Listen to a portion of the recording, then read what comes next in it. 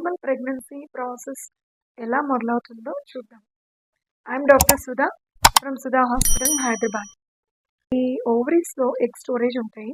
So ఆ egg release అయిన టైంలో ఈ ట్యూబ్ యొక్క ఫాలోపియన్ ట్యూబ్ యొక్క ఫింబ్రియా అవి పికప్ చేస్తాయి అన్నమాట ఎగ్ చేసి దీన్ని మెల్లిగా ఇటు ట్యూబ్లోకి ట్రాన్స్పోర్ట్ చేస్తాయి. ఒకవేళ వీళ్ళు కనుక ఆ ఓవులేషన్ అయిన రోజు కానీ ముందు లేదు తర్వాత రోజు సెక్షువల్ కాంటాక్ట్ అయితే ఆ స్పర్మ్స్ అనేవి వెజైనాలో డిపాజిట్ అవుతాయి. ఆ స్పర్మ్స్ మెల్లిగా ఈ సర్విక్స్ ద్వారా స్విమ్ అప్ అయ్యి అగైన్ ఈ ట్యూబ్లోకి రీచ్ అవుతాయి. సో ఎప్పుడైతే ఇటు నుంచి ఎగ్ ఇటు నుంచి స్పర్మ్ వచ్చి ట్యూబ్లో మీట్ అవుతాయో దాన్ని ఫర్టిలైజేషన్ అంటాం. ఇక్కడ మొదలవుతుందండి ప్రెగ్నెన్సీ ప్రాసెస్. Thank you.